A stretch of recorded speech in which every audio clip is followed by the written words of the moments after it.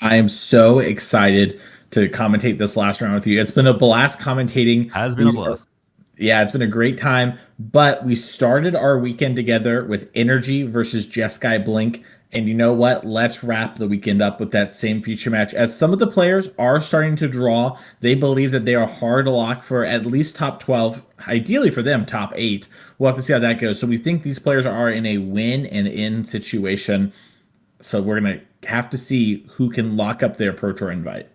Yep, definitely want to make sure you get as many wins as you can. Want to make sure you do the math correctly. As a reminder, there is a top 8, and that will be happening today. Don't worry. After we leave, we'll have your two commentators from yesterday, Johnny Garman and Liam Kane, joining us back on the broadcast to finish out the Swiss rounds. There are 15 of those in total, and then of course top 8 after that. But the top 12 players that aren't already qualified for the Pro Tour, I have to assume, do qualify themselves for the Pro Tour. But of course, there's more to play for once you get there. But that's really what everyone's here for right now. You want to make sure you get to the end of the tournament and at least make sure you get yourselves on the Pro Tour.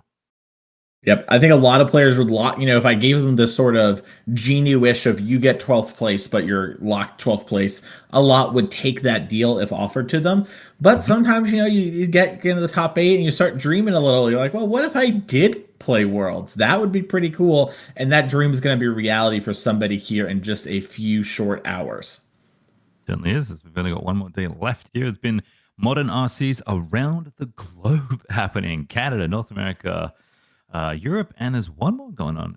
Unfortunately, for this, I Japan. can't remember. Japan, of course. Lots of Mhm. strong players registered for that one as well. But yeah, it's modern all weekend long. So if you like Magic the Gathering, especially if you like modern, which seems to be just in such a wonderful place right now, you're in luck. There's lots of Magic, and we're going to give you Canada's finest and then some here. So we'll take a look at the deck list in just a short moment, show you exactly what these players are bringing to the matchup, starting off with Jeskai Blink, the most popular deck in the tournament, starting off yesterday. And here is one version of it. Lots of good cards in the blue, white, and red colors.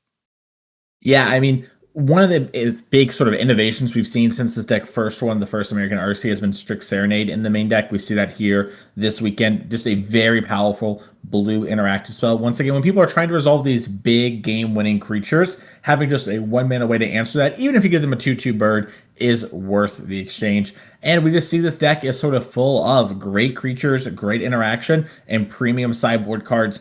We talked about it in round one. We'll say it again here. This is sort of, the kind of deck that lots of players want to play a lot of the time. I've got creatures, I've got interaction, I've got a little bit of unfairness. Let's game. And that's why this was our most played deck here at the RC weekend in Calgary.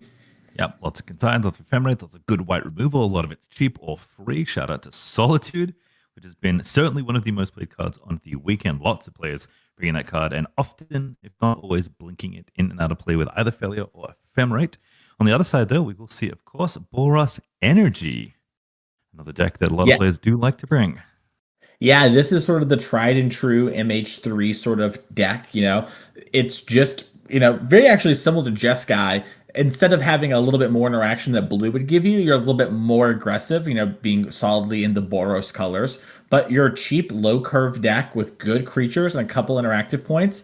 We see Blood Moon sort of move around in the main deck here into some number between 1 and 2. We got 1 in the case for Liam here. And this deck is just very powerful, very efficient. And lots of decks struggle once this gets on board to beat them in a normal game. We talked about it before. Typically, Boros Energy, I would say, loses to strategies more than cards, right? It's really hard to consistently just cast a Wrath over and over and over again and beat Boros or do something in that vein.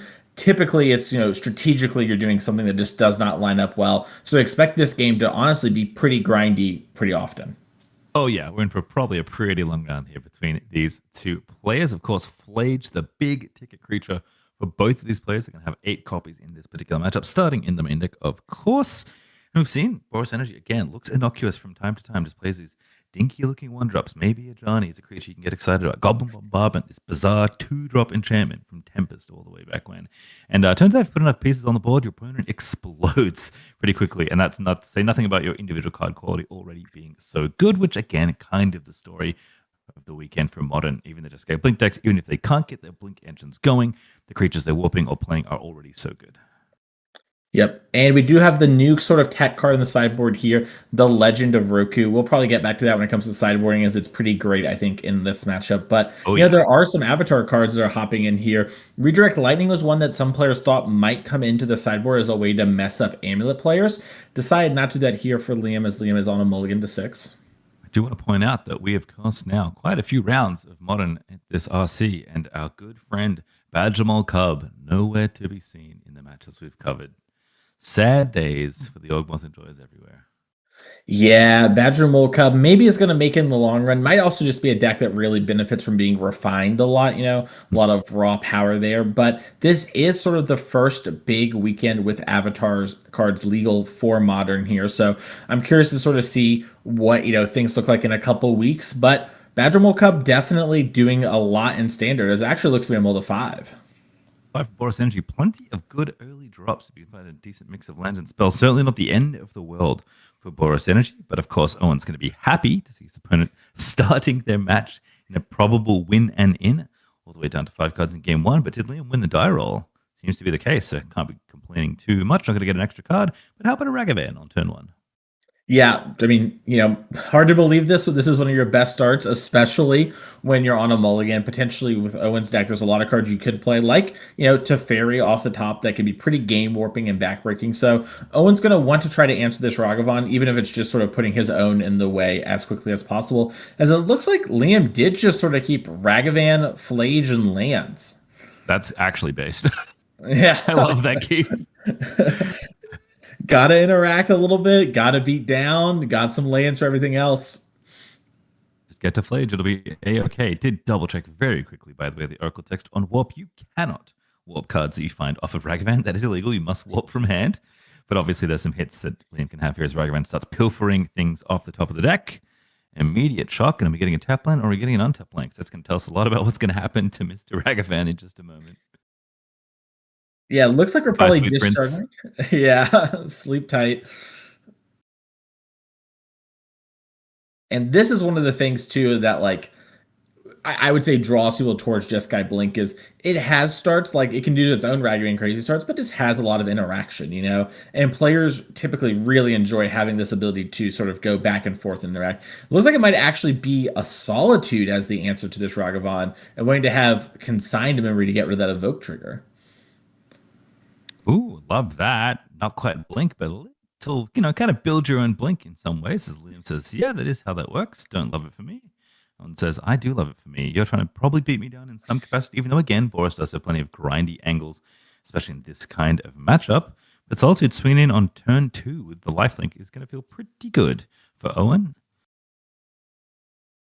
I think that's a Voice of Victory, but I'm not positive. I think that's like altered, not like an official full art card. It's hard to tell these days. Hard to tell. I'm going to say I believe you, but it definitely isn't art I can currently see with my own eyeballs. Whatever it is, it's a beautiful looking card. We'll find out what it is in just a moment, just to make sure we understand what is on the table. But Voice of Victory, pretty good 2-drop permanent.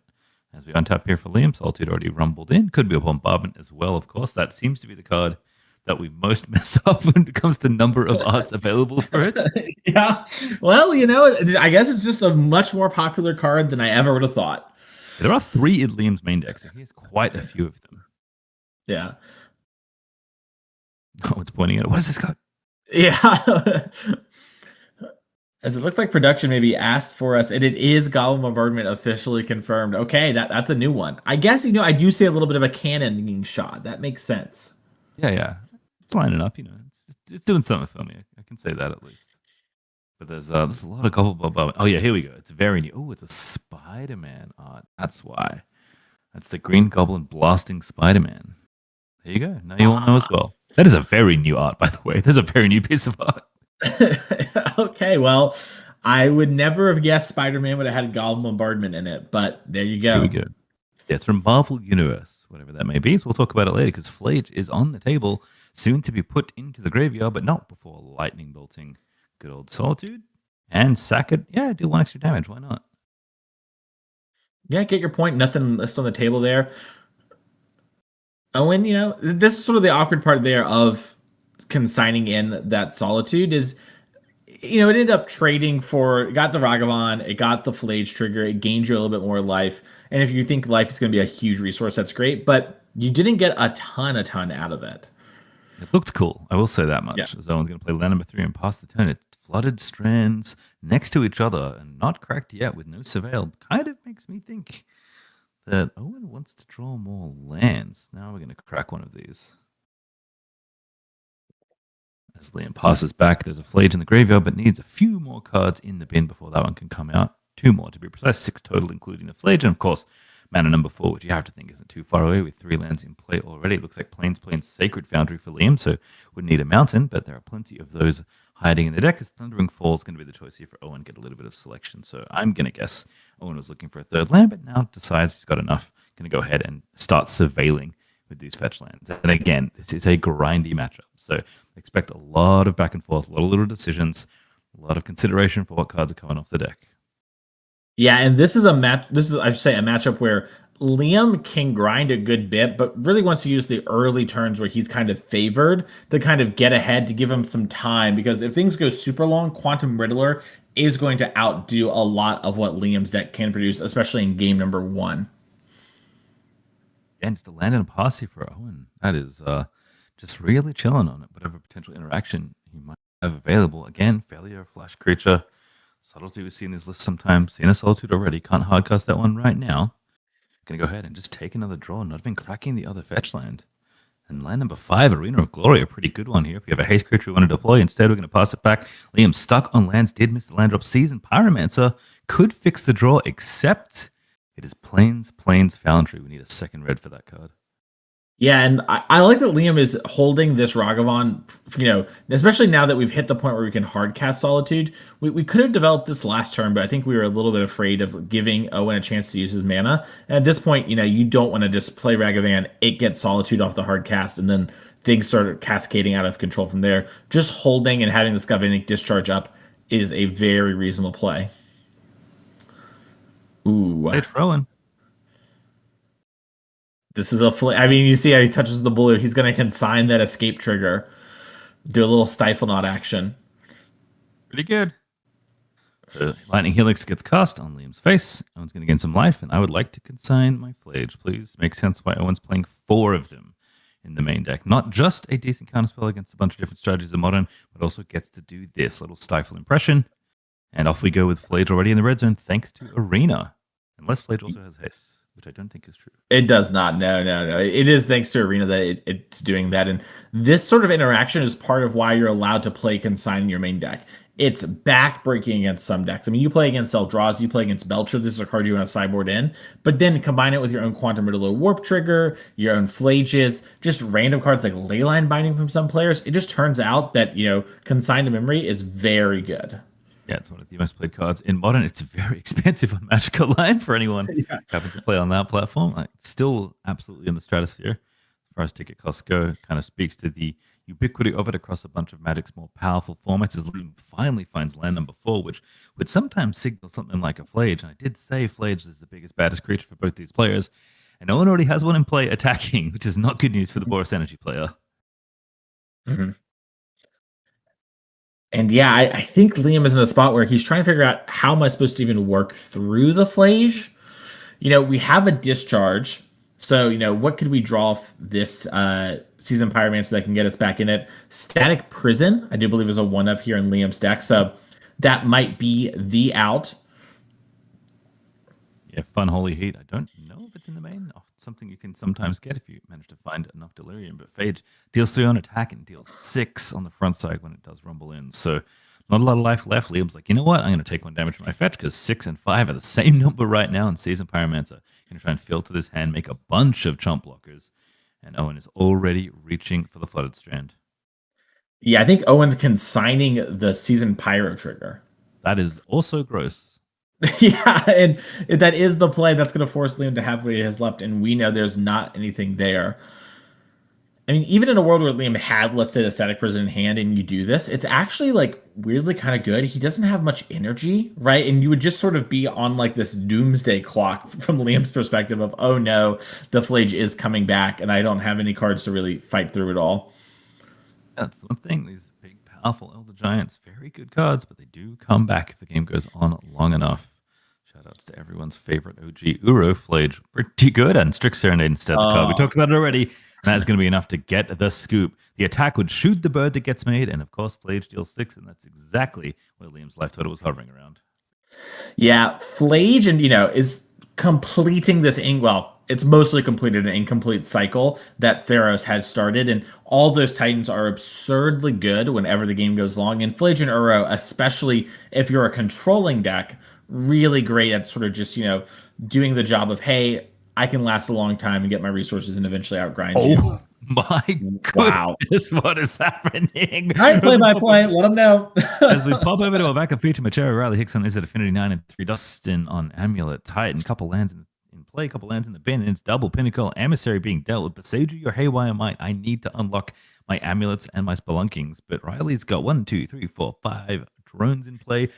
Many Pinnacle Emissaries. Looks like one of them was warped because now one's entering the exile zone, but there's one still in play, and that's usually good news for the Affinity deck. If you're absolutely just spilling permanents onto the board, if you can't really see what's happening, if you can't see the lands under the Affinity player's board, that usually means the Affinity player is winning.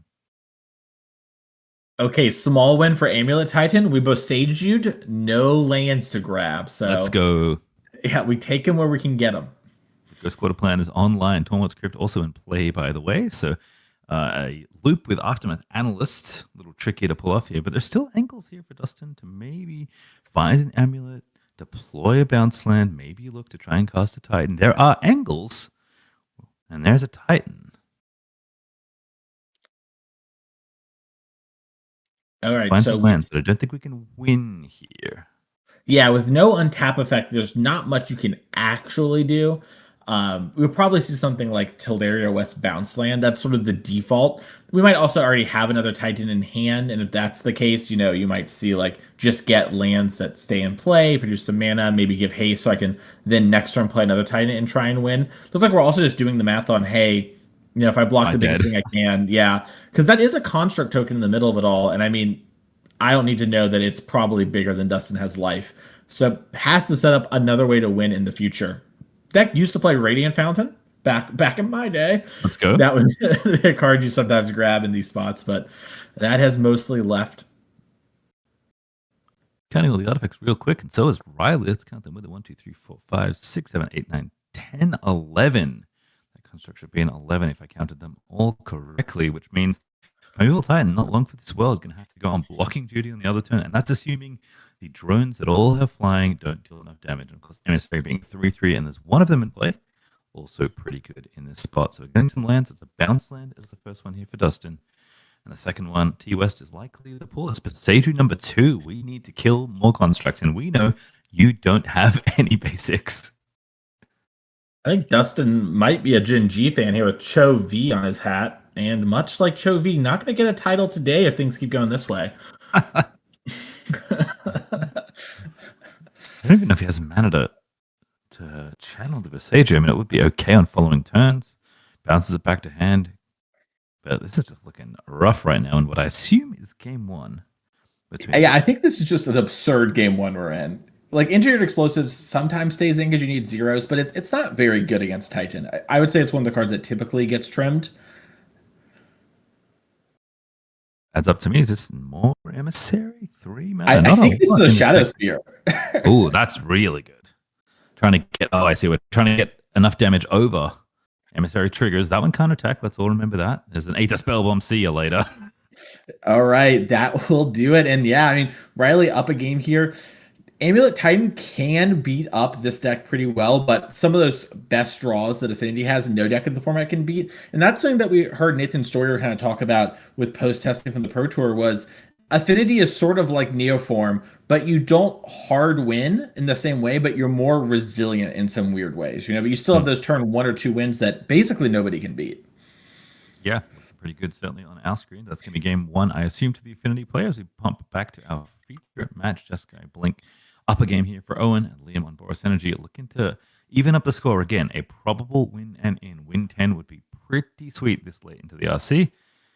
And top 8 on the line, top 12, of course, with a pro invite also there. All these players. That's the first thing you come to do when you come to a regional championship. But it looks like we're shuffling up and mulliganing on one side. Could be another mulligan here for Liam, who went to 5 in game 1. Looks like maybe 6 here. Although we'll see. Going to look at 7, of course, and maybe put some back. Could also just be that players have now just finished presenting because they were shuffling and sideboarding for a little bit longer. So we'll see as the players consider their hands just how many cards we're keeping. Liam's going to be on the plate. So going to have to make decisions first about whether he wants to keep or not. Liam, we had an awkward one there from what I could tell. It would look to be a little land heavy with Surgical. Surgical, very hit or miss in these fair matchups. Sometimes hitting the right card, especially like a Flage is sort of the default example, I think, of the card that makes it the most reasonable. But, even sometimes getting a Solitude can be pretty big. Quantum Riddler can be pretty big. But without the pressure to back it up, that sort of thing is not going to go the distances. It looked like Owen did keep 7. All right. Good news for the Desco player. Always nice to keep all of your cards.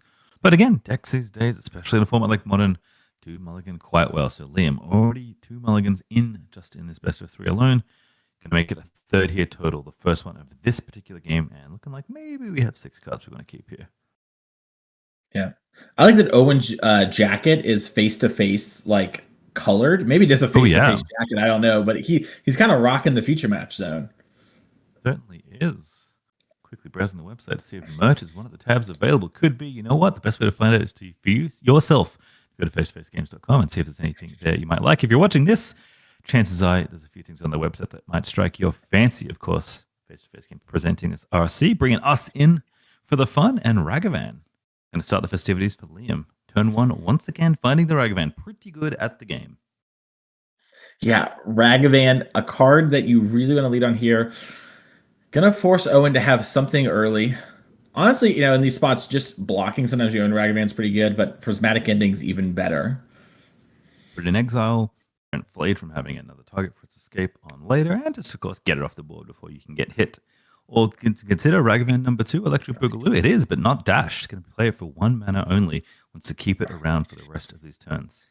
Yeah, actually had a really interesting decision there for Liam. Could have used Arena of Glory to basically haste out the Ragavan at the cost of the land next turn. This is a huge sign to Owen that either, hey, Liam has a Galvanic Discharge or has some 3-mana play you want to make, because otherwise, if you didn't have anything going on, you'd be very happy just to get the Ragavan in and get the treasure.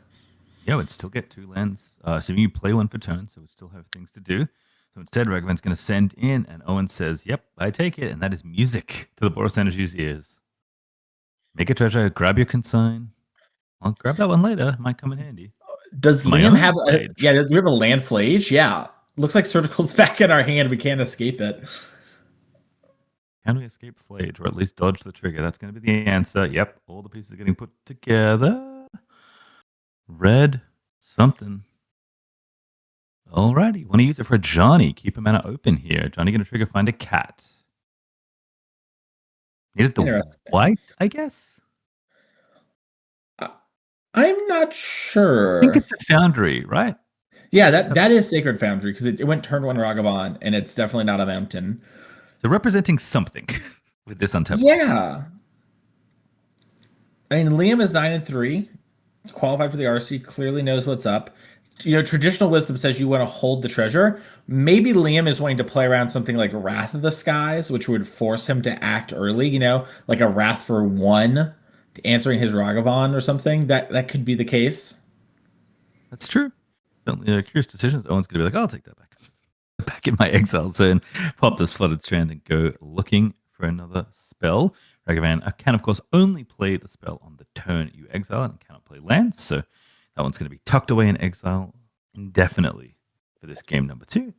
As Owen finds a plains, and do we have a Flage? Do we have a 3-drop we like? Do we have something we want to play? Or do we have a Warp Creature and an Ephemerate? All things that Jessica Blink can bring to bear here at this stage of the game.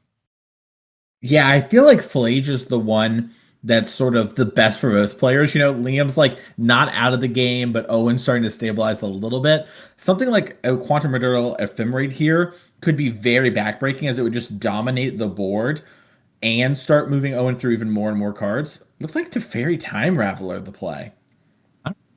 Teferi. How much loyalty is Teferi going to end the turn with? Is it going to be 1 or is it going to be more? It's going to be 1. Get the cat token out of there. That does not flip a Johnny. Leaving the battlefield is not the same as dying, even though tokens cease to exist once they exit this mortal plane. I know it's a bit confusing, but don't worry, Johnny's still a creature. Everything's A-okay. Yeah, and it looks like Liam does have another Johnny in hand, so we could legend rule our Johnny. Ragavan at you, Johnny at Teferi. Solitude here for Owen is the obvious option if we want to try and protect our Planeswalker, and there it is. Life total probably doesn't matter that much. We'll give you a treasure. No, actually, we won't. Exiling a different Teferi, preventing the Ragavan from giving you a treasure. Maybe thinks Liam's stuck on lands. Maybe just doesn't want more cards ripped out of the deck. Maybe a combination of all of them. Ragavan, obviously a big threat. But Johnny is here, Teferi is gone, and do we have the legend rule trick to flip? Yeah, I mean, this would be a really great spot. Just get you 2/2/1 cats and, start taking up, excuse me, Pretty zeroing. I guess you could tick up if you wanted, actually. That's not the worst thing I've ever heard. Play around Flage. I have to see 3 loyalty right now to kick things off. And more cats, so it was a 0. Take a couple damage as well on Owen's side, right? No red permanent. It has to be a non-Johnny permanent. And there's the Flage we talked about. Kind of a brutal thing here, because I think Liam, he has the surgical, which he can then use to sort of check the Flage. So he doesn't have to worry about that part of things. He's just going to fire it off right away while there's no chance of any sort of interaction. Get Respect for sort of, yeah, I'm going to do it. I'm going to do it now. Yeah. Play around Force of Negation, I suppose. But obviously going to look through the deck and get some information. I do need to see your hand, sir. Please show it to me. Can confirm there are no extra flavors in there. There's a Failure, a Wrath, and 2 Fables of the Mirror Breaker. Okay, so Owen going to be able to grind for a good little bit here. But like we talked about before, Liam's deck is good at sort of fighting through these sort of things as long as the life total, isn't being pressured too much. So get those flages out of there. And now we settle in for a long game. Love the rub-ins too, making your opponent shuffle their own deck after you surgical them. Gotta do it. You have to do it. Owen will present. Liam may give a little shuffle or a cut. And I'll be back to business here with all these cat tokens against whatever bevy of 3 drops Owen wants to deploy. Are we trying to Fable on the following turn to filter a hand a little bit more? Do we want to play this Wrath, take out the tokens? Liam does know about it now. So you could expect Wrath for 1 or Wrath for 2 as things that have come up. In fact, Liam is going to be responsible here at 9-3 in the RC at a possible win in and write down the cards in Owen's hand. Do recommend this at events of all levels, but especially competitive REL. Yeah, don't miss the free information. All right, Liam, really looking for another powerful 2 here or a land. Looks like we drew Foucault's Legend. Or Ruko, so close to being good. Yeah. But not enough mana to cast that one. Even with Arena making an extra mana, only 2 lands here. 2 or 3 mana, and of course the 3 mana is going to be kind of costly having to exert that land. So cats go in, turn gets passed back, and Owen's got to be very happy to see that. Pretty anemic turn for Liam, and now with 4 things ready to go, we're going to Fable it up. Discard some cards. Not yet. They're going to make a Goblin first, of course. Yeah, I was a little interested actually in Owen just going Wrath of the Skies and fetching a basic and doing X's 2 and then spending 0. That way you have your discharge for later bigger threats, but also you can then Wrath, for just white and answer almost everything in the deck and pay that 3rd mana to answer basically everything. So I'm a little interested to see this Fable. I mean, you got to assume Liam either has 3 drops or interaction. Those are the only things that could be in his hand if he's not playing cards. There's a 2/2. Does make a treasure on attack, but might be on blocking duty here. 13. Not the healthiest left order for Owen, but certainly not at critical levels just yet. The cats are going to rumble in. Goblin token will indeed get in the way. Goodbye, Charmander. Goes back into the ether, and 2 damage down to 11 is Owen. It looks like we're going to just hold our season Pyro, trying to use our brand new Saga to outgrind Owen here if the game keeps going. Again, this time around at Chapter 2, the Fable of the Mirror Breaker. But Liam passing back found the 3rd land, but didn't have a spell he wanted to play. Of course, has Legend of Roku lined up for 4 mana, and of course, I think you can exert and not play a creature. Let me double check actually. I believe so. I think it's a true soul land in that respect, but obviously giving up a land on a future turn maybe not what you want to do. That is correct. You can indeed spend the mana on whatever you want. If you do spend it on a creature spell, the creature gains haste until end of turn. Yeah, and so it lets you do some weird things, but not actually going up mana, of course. Correct. Yeah. 1 turn, you get a temporary little boost, which is sometimes all you need when Flage is going down.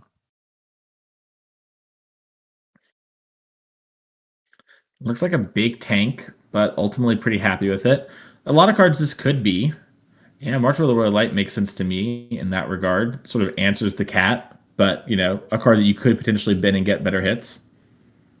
Yeah, I think Owen probably just considering that like I am the slower deck, the bigger deck here. I'm just trying to drag the game out even longer, even though Boris does have some ways to extend the game to grind it out. At the end of it all, on a long enough timeline, Owen believes his deck is better in the long game. So just wanting to play attrition, play more Fables of the Moonbreaker, get the goblins back, start flipping things over, grind out this Boros energy deck for as long as you can. In fact, if we look at the last turn, I have to imagine that that cat token and that goblin token are going to have another little cat fight in the middle of the board if the way Owen wants to approach this game has been signaled already by how he's played.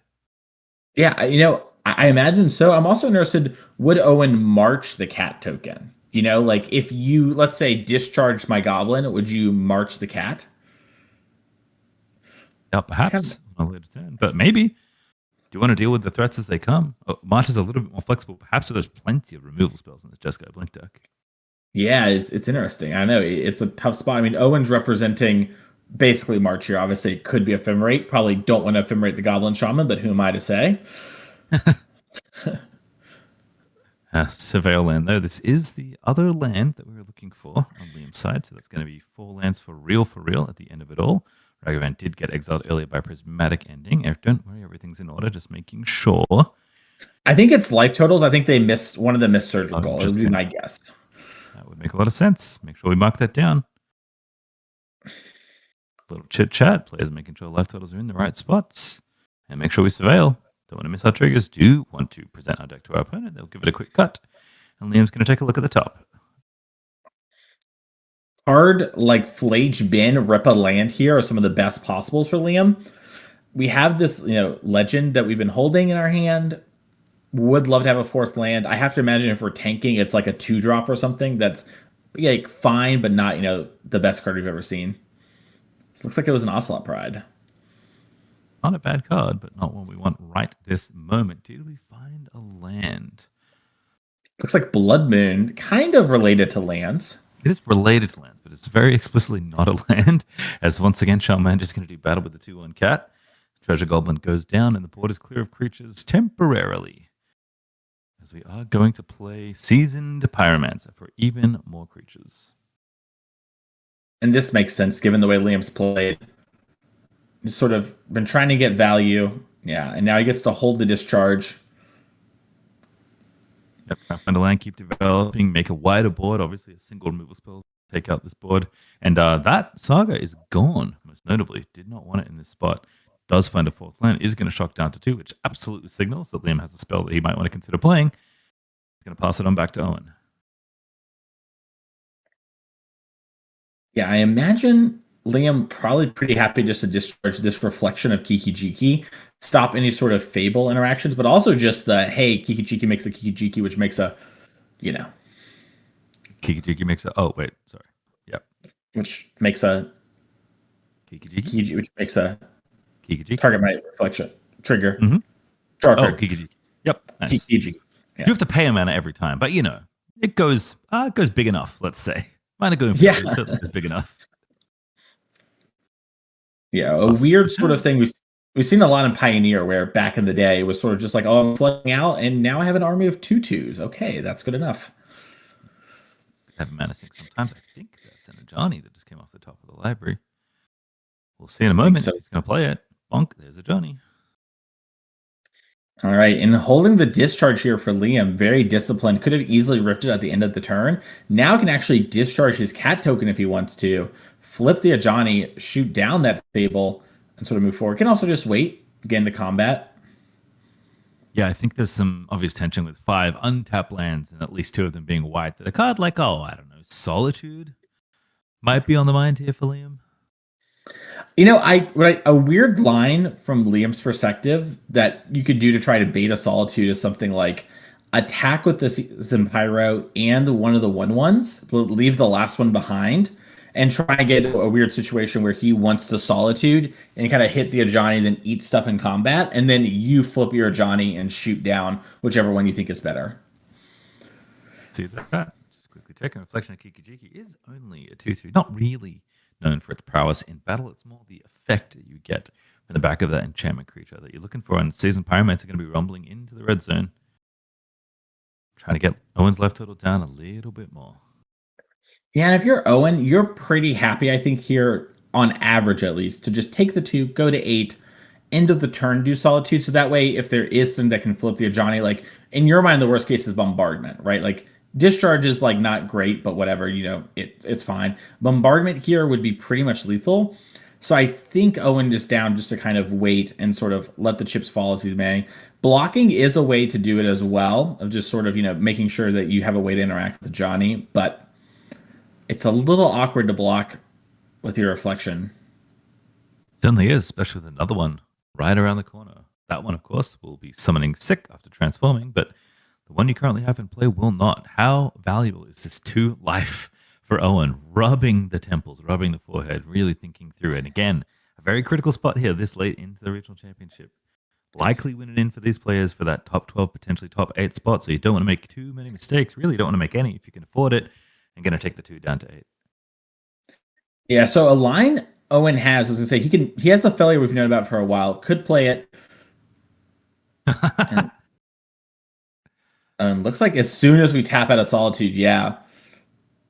Are we hitting the dog? Oh, interesting. Well, yeah, the classic lightning bolt as counterspell, which is not how it works, but yeah, it will play here. Weirdly, I mean, Owen should still have a Wrath of the Skies, and Wrath of the Skies X's 2 here is really backbreaking. I mean, you can even tap out if you have nothing to do with your mana, save for the next one, and then you've got these reflections, which, can sort of hold off the Seasoned Pyro. You can even leave up a mana, make a copy of one, use the copy to block, kill off all these tokens. Liam does have a Seasoned Pyro as his last card in hand, but I mean, your Wrath of the Skies are kind of awkward with these Fables in play, and this is like the best they might ever be. Yeah, I mean, obviously it doesn't hit a Johnny if it's flipped, so maybe worried about another follow-up removal spell to flip it over, but we know it doesn't exist here for Liam. In fact, Owen just going to pass it back, valuing holding up the interaction. Now has the reflections up, although Weird. Reflection, maybe sorcery only. No, you can do it at instant speed on the end of turn. We're now threatening to make a bunch of goblins. Mm-hmm. This is kind of what this is the middle version of what you were talking about before, where they keep making copies of themselves. This way you can keep them around and make a few more and go really, really wide on a board. Again, not infinite, but big enough. Yeah, maybe that's what Owen's going to do, is just start here by make a copy of my Fable, see if there's a kill spell, and then that will sort of, let me know how this Johnny will live or die with my Wrath on the next turn. Maybe that's the logic. But I mean, here things go pretty well for Owen. Typically, you make a copy as long as it doesn't die. That copy blocks the Pyro. Then you make another copy, so you have a haste one, and then you have 3 for your next turn. Which is not as many as 5, but still fine. Maybe make some blockers here as well. Don't necessarily want to tangle with the cap, but the Pyromancer can probably rumble with the 2/2, and you're happy to trade off here, protect your life total just a little bit. These tokens are basically free at this point of the game, so might as well put them in front of something if you're going to make one now in combat.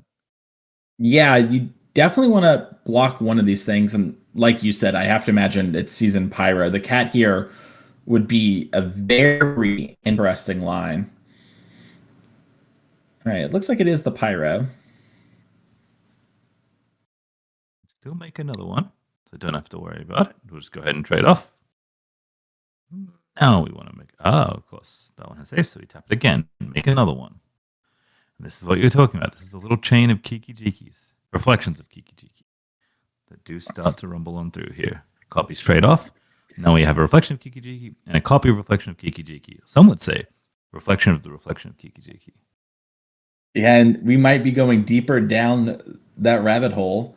Liam does have Guide of Souls plus Seasoned Pyro, so we can play those, build our board up, refill our hand, and gain a little bit of life, a little bit of energy.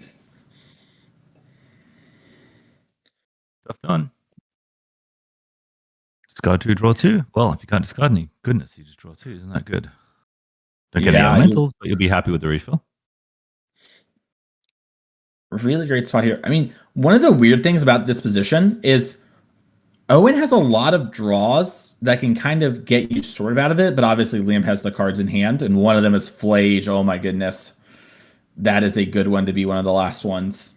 Yeah, especially if you expect maybe your opponent to pop the sweeper here. Maybe get everything, maybe just get the small things. Certainly have to consider that as well, because you know it's kind of coming, right? You've seen it in Yeah. hand all these turns ago. You know, Owen's still sandbagging it just in case, and the board is getting a little wide. Maybe scary here for the Jeskai Blink deck, but we'll continue by making copies of copies. So things get kind of weird here. So you're gonna have the one that is in play when this all starts is gonna leave, but there are gonna be three new ones, assuming we fully tap out. So you're gonna have those for next turn.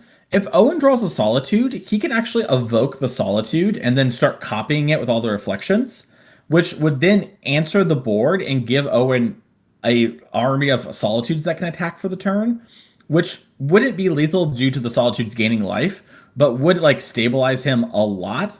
Obviously, hard casting Solitude gives you one for the long term that you can end up copying, but it's just sort of a weird situation that Owen has some odd plays available. Yeah, they're tapped for a second. Who cares? We move on with life. Yep, we untap. That's the first thing we do in our turns of Magic the Gathering. Off to the upkeep, and soon to the draw step here as Owen at least has a couple of tutus and ostensibly throw into the red zone. Like, there's no cat they can block, so not going to be, again, threatening to flip the Johnny. Always some tension there in combat with the cats. It looks like we drew another Wrath of the Skies, or maybe that we just put the card we drew at the back of our hand, but Wrath for 2 still pretty great here. Just leaves the Season Pyro. Not to be completely unhinged, but I know it doesn't have it, but can you imagine Shields of Velasfell here? Just as a way to flip the Johnny. Yeah, it would be nice. We'll see what happens, though, Owen, considering all the options. Again, time getting a little low in around 15 minutes left. Potentially have to play a third game here, and these games are not short between these two decks, especially in this kind of board set. This is exactly, I think, what we were expecting when we saw this matchup line up for the feature here in this round. Just a lot of permanence, a lot of grinding that can happen, a lot of back and forth. The life totals get traded, but Owen committing some mana to something here, thinks about it, goes back, wants to make sure we make all the correct decisions. Again, between the 5 reflections of Kiki Jiki and the number of cards in the hand, there's a lot of stuff to consider. Yeah. Interesting spot. Looks like the players are talking to each other. Maybe they're asking for a question or an oracle text of a card. Yeah, because look, like Owen's hands are in his pocket. I mean, maybe he's thinking, right? And this is just like his thinking pose. But it gives me the vibe that maybe they're waiting on something. That could be the case. Just wanting to get double check on like Thraben Charm, for example. It's got a bunch of modes. Easy to forget what that does in the heat of the moment. I think though Owen's hand is just Wrath of the Skies Unknown. Hopefully, that card's pretty good. But otherwise, Yeah, just a lot of board state play here. Really looking kind of bossy on the side. Haven't played very many blue cards so far. Yeah. Doesn't have any Flages to bail them out. So we know a Flage is lying in wait here for Liam, but Owen's still considering, because it looks like they're waiting for something. I see hands over the table. I see presumably a judge chatting to the players. I see hands in hoodie for Owen on my right side of my screen. So certainly no magic cards being flung across the table just yet. Thumbs up they're given for Liam, and here we go. Oh, I think I see what's happening. I think the question is, am I allowed to like X, is something like pay a bunch but not use all of it when you're casting the spell? And How that work? Yeah, so you spend as much as you want on the X of Wrath to like add energy, and then you then spend the energy. Yeah. So it's sort of two weird parts there. And the interesting thing here is, and I like this from Owen, we did X's 1. It kills everything but a Johnny and Season Pyro, right? So we clearly got some sort of 2-mana play. And then if you flip your Johnny, I have all these Goblin Shaman tokens that I can crash in. So let's Owen sort of maybe play some other spell like a Fable or some interactive spell, maybe a Quantum Riddler, and then still sort of check the flip to Johnny. Liam gets to keep the Johnny in the long run, which maybe ends up being a problem. But in the short term, this maybe allows Owen a little bit more play. Did a Johnny not flip? Am I missing that card? Well, yeah, it's a choice on a Johnny, right? So Johnny's brother died from the Wrath, but if you had flipped it, all the Fable tokens would kill it. I never considered it wasn't compulsory because all players ever do is flip it. Yeah. I honestly think it should be compulsory. The lore is his brother dies and it causes his spark to ignite. I don't think you can just choose to get over trauma, but that's neither here nor there. Okay, well, fair enough. Sometimes we build in May, sometimes we don't. Magic the Gathering is a complex game with lots of words in it. And flipping these Planeswalkers is, in fact, a choice. And Flage, speaking of choices, is what Liam's going to deploy here. And boy, oh boy, does that look good on this board. We're going to shoot down one of the reflections, I have to imagine. Could have gone face instead. Yeah, we went face. I think Liam's trying to set up the win with some burn, maybe wanting to play a bit of a quicker game because of the time on the clock, but surgical for Owen. Ooh, good timing on surgical there. Owen waits for the selection. 3 life left, but that could just be enough for the Jeskai Blink player, and Flade is going to get removed from both decks in this game. Yeah, so that's off the table. Most Boros Energy decks these days don't play any Lightning Bolt. We saw Keith Capstick have one in his deck in a previous round. Would be great here if Liam does have one, but I don't think he does. Owen's going to take a second just to see what's left in Liam's deck. End of turn still, so we could make some reflection copies. And that Solitude play we talked about earlier on the table, a play we haven't discussed yet, warp my Riddler and have Fable start making more Riddlers. Oh, baby. That is music to the blue player's ears. Yeah, and not only will that draw us a ton of cards, it should be presenting near lethal here to Liam, if not actual lethal. This depends on the exact life totals and making sure we have them right here on coverage, but that is a game-winning draw here for Owen. Yeah, we talk a lot about the backside of Riddler in terms of power and toughness. It's 6 on that side, but 4 in the air is the power of the Riddler. So a lot of Riddlers, in fact, 3 of them, if life totals are correct, would be enough to win the game in the skies. There are no flyers right now for Liam. So Owen, maybe trying to set it up slowly but surely with reflections. Here we go, starting the chain again. Make 1 in your end step. These tokens do go away, but they go away at the beginning of the next end step. And guess what? We're in the end of one of the end steps now. Blood Moon is the card in hand. Looks like it's also in play. That's not going to affect Owen too much. 2 plains and an island and a couple mountains. That looks pretty good to me. I think the Blood Moon's in hand for Liam, for what it's worth. I think it's just face up. Yeah, because we revealed it from the surgical. Of course, that makes sense. Yeah. I think there's a moment of Liam feeling a little defeated and it's sort of just like, yeah, my Blood Moon's on the table. Yeah, what do you got? It's not a good spell. It's a blood. Yeah. Not good right now. Often good, not right now. As Owen taking over the board, considering the options, and once again, so many decisions with these reflections of Kikijiki. Yeah, this is another weird spot with Solitude Evoke and making copies of it, because Liam can't respond. If you were to make a bunch of Solitudes, it would be exactly lethal. So Owen, not quite having that, just going to get in for 4. I don't know what Owen has at this point. Certainly not creatures that reflection is going to be affecting. Certainly nothing in the kind of the things to blink side of the deck. Perhaps a bunch of interaction, perhaps just some removal spells. We know about the Wrath of the Skies. Oh, actually, no, we don't anymore because it finally got cast. That surgical we did see took out the Flages, but it's just copies on copies, as those ones should be off the battlefield by now. But still, the damage is getting done. Liam is getting chipped down by reflections. Must feel kind of wild in that hole of mirrors. Yeah, and this is a thing we talked about a bit with, like, when the Kiki-Jikis go a little crazy, sometimes you just kill somebody. Other times it's just this, where it's like Liam doesn't have anything bigger, so he can't really make progress in combat. And even if he had like a 5/5 or a 6/6, unless he has trample, the Kiki-Jiki can just make a copy, block, and then just keep doing it because we have the double Jiki. Back in my day, I paid 7 mana and tapped the Nurse's Factory to make it 2/2. Here in Modern, we are paying 1 mana, and it even has haste, even though it goes away later.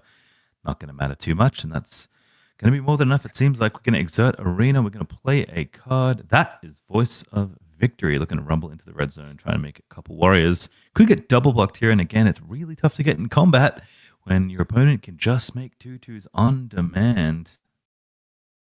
Yeah, so is this lethal if we don't interact is kind of my question. I think the answer is yes, because we have 2 blockers. You can block the 2/2 and either of the ones. Then Voice is hasted. That mobilizes for 2 extra. So if Owen has anything, we have to answer it now. And we talked about it a bunch of turns back. Owen holding up that extra mana and not answering the Ajani is lost in the game. We have to win this 3rd game for one of these players in the next 7 minutes. I do think there's a short extension due to that judge call that did happen. But still, not a lot of time left in the round. Wow, what a match.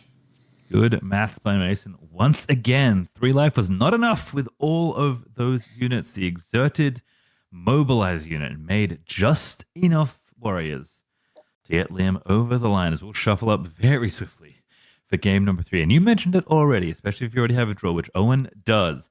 This is a point in the tournament where if you win, you are likely in. And boy, oh boy, do you not want to get a draw. Yeah, it would be devastating for the most part here, as it looks like we're doing a little play draw sideboarding here from Liam. Maybe saw a card we didn't expect to see as well. Could also see how Owen fetched up a bunch of basics. Maybe you want to take out some of your blood moons when you're on the draw. A little less effective there. Sense production also informed me that time has been updated, so the clock we can see is the time they have left in the round. So we'll shuffle up, we'll sideboard, and we'll get going for game number 3. I don't think Owen expected to have to play that one, and maybe these players also didn't expect to still be here. As the backup feature match is still going. Yeah, and I have to imagine this is a game 3. We saw what we believe to be game 1 end by the affinity deck there, and now here's Amulet Titan with a bunch of lands in play and a lot of mana, but doesn't seem to be winning here. Just seems to be making more mana. Leave the land that just got found are Lotus Fields from Edge of Eternity Stellar Sites. So it does make a lot of mana, but you got to sacrifice some and then keep going. Amulet in play, Titan in play. There's a Needle. I bet you Needle is stopping something from the make a bunch of Titans here. I think so. Perhaps Miracle is the name. That would do it, I suppose. There's Summoner's Pact. We want to go again. We have so much mana with these Lotus Fields. We did sacrifice a bunch of our lands, but we're going to be okay. That's Primeval Titan. Certainly not Aftermath Analyst, which is another thing you could name with Pithing Needle to turn off that typical line. So what else do we have here for Dustin? Searching through the library, and what we have to assume is a game 3, trying to find the line with Amulet. Yeah. And these constructs are really big. I know you mentioned that before. Maybe going to come up in this game. Yeah, could do, especially if Swiss Spirit's somewhere to be found. And I do see an Urza Saga on the other side of the table, and that is a suspicious looking number on that die. That is 2, as the 3rd chapter is about to be read. And that, of course, we know often fetches Swift Spear, so Titan's going to come in. We're going to find more lands. We have Echoing Deeps, Crumbling Vestige. Not sure what the Deeps copied. But again, it doesn't seem like Dustin has a way to win right now, at least outright. Yeah. I think Riley's thinking about, should I activate my Urza Saga before you search? Don't think that gives you anything. All that really does is potentially let him get Boseiju. I mean, he might do it anyways, but still, kind of just want to wait, and then you can just make a construct and move to blocks. Tap at instant speed, so you do have some time. And you know what? We'll have to solve that mystery another time because we have 6 minutes left. We have 2 players likely playing for a win and in, or at least very close to. And we're off to the races once more. It's Guide of Souls on the draw for Liam. It is land, go for Owen. Surveilled already, kept the card on top. Scalding on to perhaps Surveil again as Boris Energy is trying to beat down the Disco Blink deck. Saw them grind it out just barely as they walked down the life totals, but this is a very auspicious start. Ocelot Pride, Guide of Souls is exactly how you draw it up in game number 3. All right. And it looks like Ragavan also in hand. The 6 for Liam, it doesn't seem to affect this draw right now. Looking pretty good as we get an island out of Owen. Respecting the potential Blood Moon here. No red mana to speak of between these 2 lands, but that may not matter too much. So we do have an energy token, and looks like a 1/1 from the Ocelot Pride also getting made at the end of the turn, because of course, Guide of Souls made sure you gain some life. Hello, Raiders as well from the other RC. Thank you, Ultimate Guard, for the raid here. You're coming into game 3 between Boros and Jeskai, which we believe to be most likely a win and in for one of these players. There's one more round of Swiss after this one. Once again, Galvanic Discharge, Counterspelled Failure. That is, again, not how that works strictly, but for the sake of time, especially in this game, that is more than fine and more than acceptable shortcut between these 2. So Failure Flash and end of turn, 8 the Galvanic Discharge that Liam held up. And again, the Ocelot Pride and the Guide of Souls looking to maybe take over this game quickly, which is good news for the Boros Energy player when you have less than 5 minutes to finish this game before extra turns begin. And again, a draw is not what you're looking for this late in an RC. So here we go. Prismatic Ending, going to get the problem out of the way. Guide of Souls exiled. Now for Liam, as Owen takes care of that problem. And Surveils 1, finds a red mana as well. And Banning the Fable, not interested in having that one here. We saw in game 2 how they, Owen really leaned on that card to kind of stabilize. Had one in hand as well, but looking for maybe something to actually stabilize the game a bit harder this time. Of course, Guide of Souls with that life gain does let you go for the Ocelot Pride, but Ocelot Pride, of course it does, has lifelink as well. Quite the text-loaded one-drop here from Modern Horizons 3. He's going to make some more cats at the end of turn as Liam plays land. Does he have a follow-up threat here? As he's searching through the deck with the Marsh Flats. Is there a Flage in the future? Would you even want to play it right now with no creature to bolt? Maybe you just want to get the game done here. Lightning Helix, that face. We'll see what Liam has here as he puts the planes into play, puts something on the table. It is Blood Moon. All right, Blood Moon, pretty good. Owen has an island and obviously a Jeskai deck, but missing the planes at the moment. We'll have to see. Oh, it's in hand. That doesn't cost Wrath of the Skies, but there may be other white cards he's interested in casting here. Fable of the Mirror Breaker, another one. Going to deliver that Treasure Goblin back into the game. A 2-2 pretty big against a horde of 1/1s. Even if the 1/1 does have first strike. Yeah, this is a really interesting spot. I mean, that Goblin is going to help us. I mean, Fable is just a really good card for playing underneath the Blood Moon, but Flage going to stabilize that Goblin Shaman. But Consign! Consigns the trigger, goes to the bin, gets the first trigger, not the second. Very important to get that timing right. Does make sure the Flage Lightning Helix doesn't come through, and Liam has to pass back Consign. Again, being clutch here for Owen. Found the basic planes. Ticking up on the Fable, filtering the draw. 3 minutes left in the round. No life gain, so no more tokens, no City's Blessing. It's so close for Liam, but close is not enough at this stage of the game. Yeah, and Owen now has the ability to get a treasure, meaning we've unlocked our double white or double blue, whichever we prefer. I mean, if you have a Quantum Riddler here, that could be a really great way, but it looks like nothing. A lot of passing back from Owen in general. Likes to keep up the flash creatures, likes to keep up the interaction from what we've seen in this matchup. So he's going to leave the Goblin on defense, play a 5th land, Hardcast Solitude on the table. The bevy of interactive spells with the permission or removal also in the deck. So Liam thinking quite hard here about what they want to do. Can they take the Goblin out? That's kind of step one. Get the team in. That would be great. If you can't do that, decisions to make. Is Ragavan going to rumble? Everyone getting in the red zone. All right, so now we're heading in. Owen has a couple quote-unquote free blocks, right? There's a couple 1/1s there. We can get in the way. Looks like we are going to take the Ocelot Pride block. Give him one of our cards off Ragavan and a treasure. Bookends the life as well. Although Ocelot Pride, of course, not going to live, so it won't matter unless we play another one, perhaps. But still, I think the correct block here, Wrath of the Sky, is going to get taken off. Probably not interested in casting that one with a Blood Moon in play. Ocelot Pride's going to go to the graveyard. Goblin's going to live. And what's the follow-up here? It is a second Ocelot Pride. Wow, that's huge. I think we're going to have City's Blessing as well. We have 4 lands, 4 things, and then a treasure. The cat is 10. That's blessed. Double it up. That means you also get another treasure as well.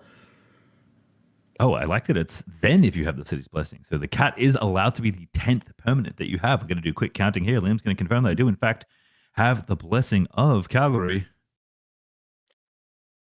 Yeah, I'm a little confused as to what's happening. Maybe because we're playing quickly. It does seem like the players have acknowledged it. They're reading the Oracle text, yeah. Ocelot Pride, not the cleanest card text I've ever seen in the world, but this is how it works. Yeah, for everyone wondering, it's at the beginning of your end step. If you gain life, make a cat. Then, if you have the City's Blessing, do things again. So it will let you consider the final token as your 10th permanent if that is indeed how you ascend. So Liam knew how it works. I think Owen maybe just wanting some clarity. And time is dwindling, but again, with this another judge call, we may get a minor extension. But this game is looking far from done, I will say. And given how much time we have left in the round, even if the clock that you see on your screen isn't necessarily accurate to right now with this judge call in progress, I don't know if 5 extra turns is going to be enough. Yeah, I think for Owen's side, something like play a Flage here. That is like one of the better ways in order to win with the time remaining.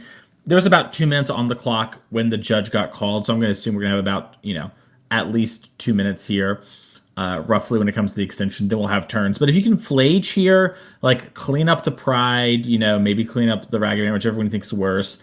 Get your treasure, then you have your double white to bring back the Flage, and that's probably one of your better bets in order to get there.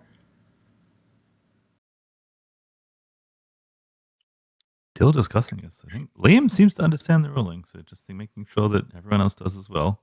But perhaps something on the floor that I'm not understanding is being communicated. We'll find out in just a moment, as the players are making sure everything is all good. This is not a moment where you want something to go wrong. Liam, head in hands. Not always what we want to see, but there is the Ascension, understands that should have the city's blessing. And as far as I can tell, reading the card a few times, even though again there's a lot of text on Old Ocelot Pride, I believe Liam should get 2 tokens here, 1 cat and 1 treasure, thanks to Ragavan and the Ocelot Pride. Yeah, I'm just gonna be honest. One of my biggest regrets of working on Ocelot Pride is that it works this way. So I feel very confident that it works this way. I have lost sleep over it, so I feel pretty good. Now Listen, maybe MHC Clark strikes again. yeah, there's some issues here, but listen, Ocelot Pride, not my design. Wish I had maybe caught how this wording worked a bit better or appreciated it a bit more. Now we can appreciate it here in the feature match, as Liam is trying to make some extra tokens, trying to get this game done. As players are chatting, making sure the ruling gets on, probably also making sure how much time do we actually still have left in this round. What's our extension? There's been a couple stoppages in this game so far. We want to make sure players get the minutes they need before we're going to go into what is almost inevitable at this point. Those extra turns will pop back over. My goodness, they're also still playing. This is an extremely complicated Affinity versus Titan game. Not necessarily what you expect to have happen. That Amulet Titan graveyard is very, very deep. And Dustin is still searching through the library, trying to find a win here, as Riley just wants to swing the construct sideways and try and take out what I have to assume is only a few points of remaining life from Dustin. Yeah, it looks like since we've been gone, we have activated Saga, and then probably got one of them Besaged. Then we have passed back, and now Dustin's getting into combat again with a Titan. I just want to point out that this is Dustin is not helping the Amulet players that do not want to get their deck banned based on time concerns. But it's okay. You're on 93 playing for potential win and in. I do understand that you want things to be going well. What land did I just see? Is that a Miracle? Is that a Ghost Quarter? Yeah. Some land just got popped here that's now in the top of Dustin's graveyard. Let me have a quick look through stuff. That's a copy token in play. So that might be a Miracle. Top of Dustin's graveyard. Yeah, that's planet. Oh, it is Miracle. Okay, that is Miracle. Okay. So I'm making a copy of something. Makes sense why there's a copy token. Yeah, that copy token was very like what's the movie called?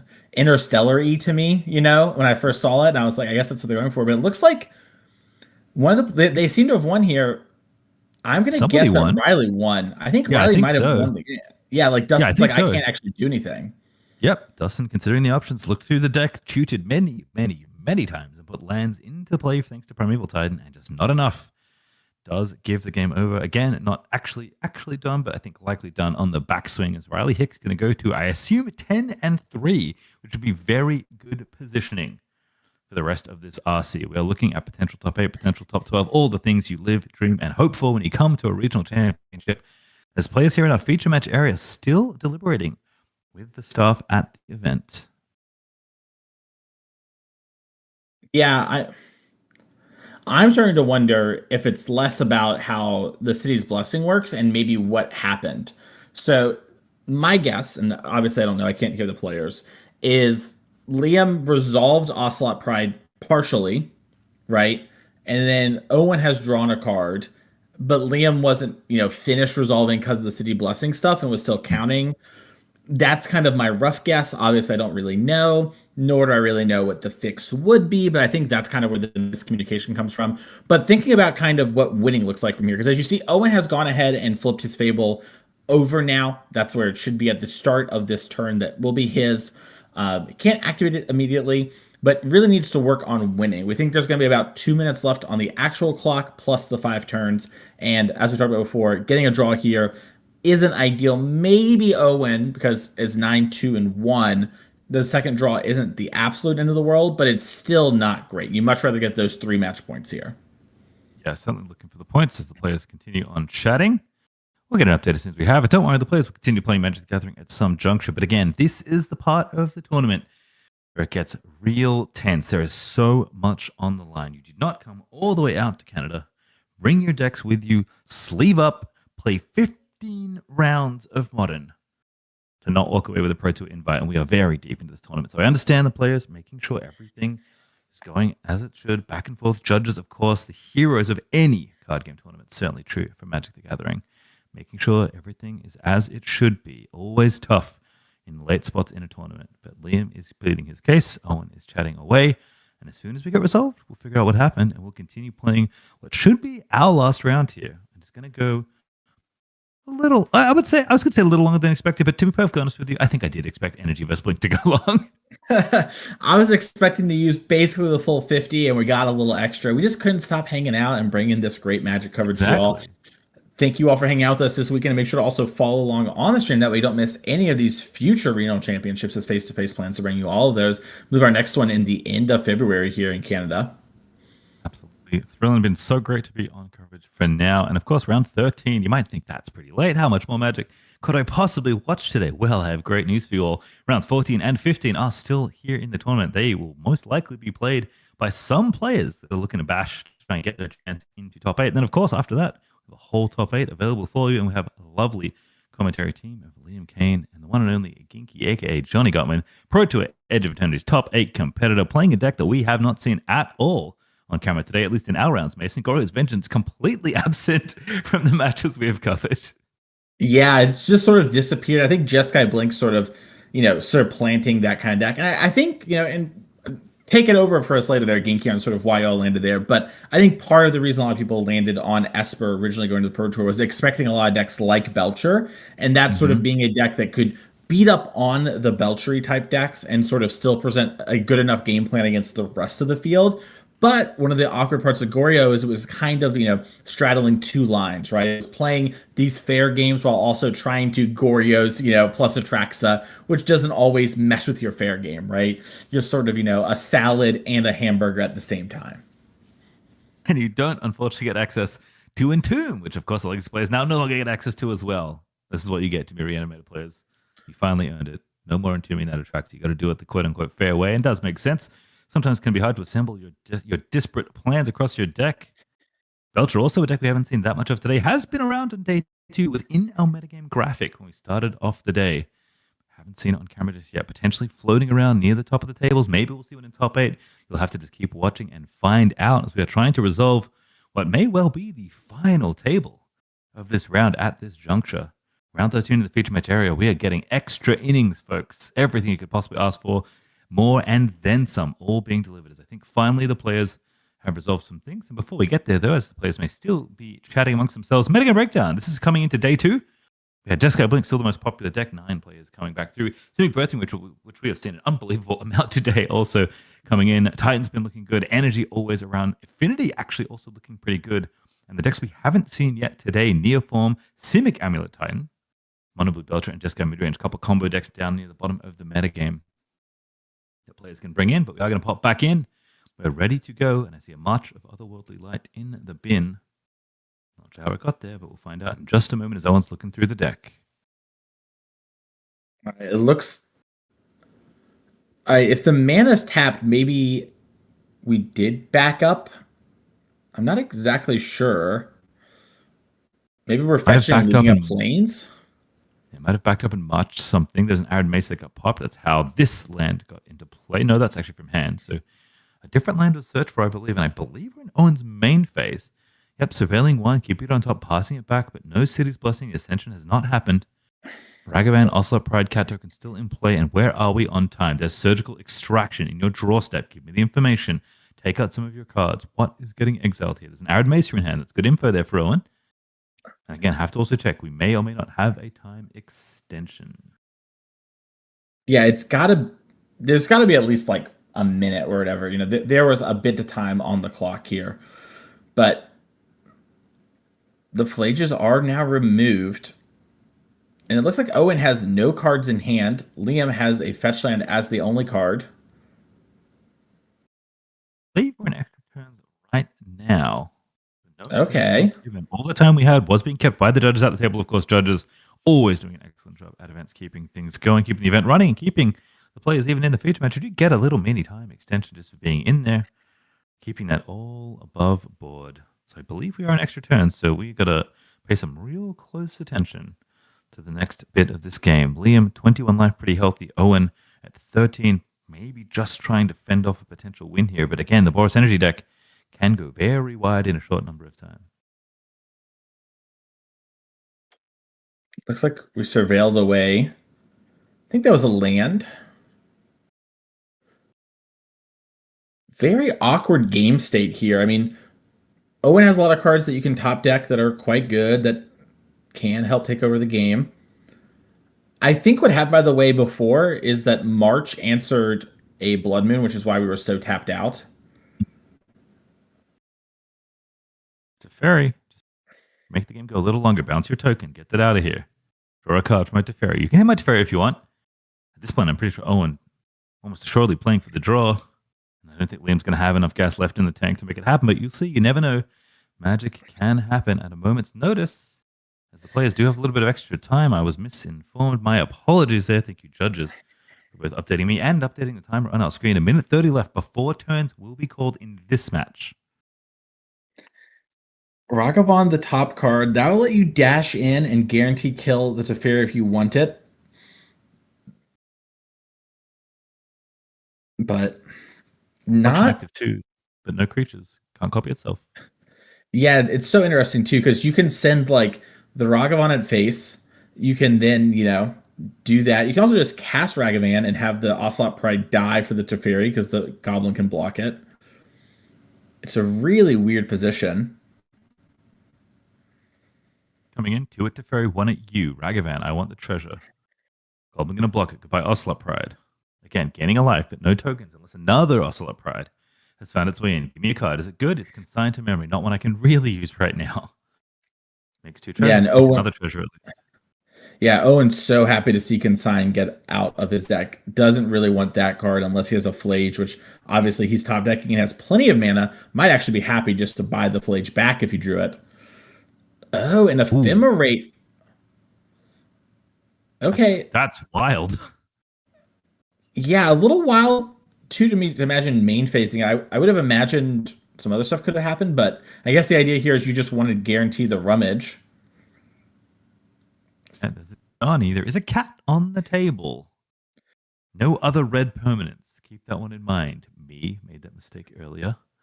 There's Ragavan. Hey, that's a red permanent. Dashing in we go. Attack, attack, attack. Do you want to kill my cat? I guess it can't attack, so probably not. Ragavan's going to get blocked. Trading off for the Goblin. 1 damage dealt. A Johnny not going to flip. But there are cats aplenty. Liam passes the turn with an empty hand. And we're now on turn 0, I believe. Owen going to start things off here in extra turns. No, that's turn 1. Liam did start the first one. Yeah, maybe Owen could be responding to the Fable trigger. Might let it happen, but it's Flage! Oh.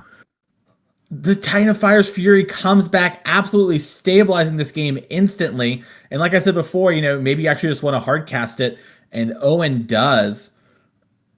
Doesn't want the next card, just wants to have double Lightning Helix happen. Gonna gain 6 life, completely stabilize the board, but I don't know if he can actually deal enough damage with the time remaining to actually win. Definitely the best possible draw, but 22 life is a lot to chew through. There's a lot of incidental life gain here in this Boros Energy deck. So Liam, I think he knows at this point, I have to hold on. I don't want to draw, but I may get one. It is slightly better than a loss, I suppose, although at this juncture may be all the same here at 9-3. Owen, of course, going to play for the win. There is a flip. Not yet, but we can make copies of Flage. Only good for another Helix, because, of course, it is a legend.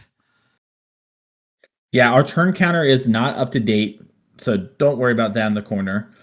I believe we're on turn 4.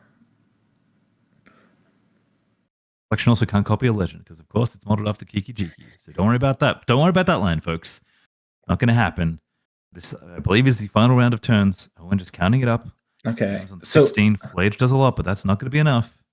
I think Quantum Riddler had to be the draw. If you drew Riddler, you could have then hasted it as well with the Fable of the Mirror Breaker and maybe draw another Flage to get the last couple points across. But like you said, this isn't enough. And all Owen can do is say, do you want to concede? I'm in a good position. And it is Liam's right to say, no, I'm going to take the draw if Liam wants to. It does look like the players are talking about something here. Yeah. But either way, standings. This is what it is. Yep. Late in the Magic tournament. Again, you do have to do math. You have to make sure how the points work. Liam can extend the hand. Maybe a concession, maybe not. Whatever it is. Mm-hmm. Our feature match is done. And round 13 is in the books here at RC Calgary. Yeah, and a good match there between those two players. A lot of decisions, a lot of spots where those players had to think through a lot of different things. And these sort of decks can lead to that. And that's something that you have to encounter when you're going to these events is you see Liam sort of think, did it go wrong? Did I make a mistake somewhere, miss a point? Those are the kind of things that do cost you these big runs. Put up a good fight, Liam. Hopefully you can finish strong in the last round there. This was our last round, friend. It was. What a pleasure it has been here for RC Calgary, hosted by Face to Face. Thank you so much for Face to Face for bringing us all in. If you're interested in finding more of me, I'm around on the internet, mostly under the moniker Pastry Time. Mason, where can the fine folks find you? You can find me, Mason E. Clark, basically everywhere between Twitter and Twitch and YouTube. It was great working here today with you, Pastry Time. I had an absolute blast covering these modern rounds in Calgary, and hopefully we'll see more of you here in the Magic booth. Well, let me tell you, I've had a blast. I've commentated a few events in my time, but never one of my favorite games. Probably actually my favorite game of all time, Magic the Gathering. So really good to be here in the booth with you. Great to catch some modern, and we should have round 14 up in just a moment. And as a reminder, we are going to be swapping commentators, so we'll see you next time. But for now, thank you so much. RC Calgary will continue in just a moment.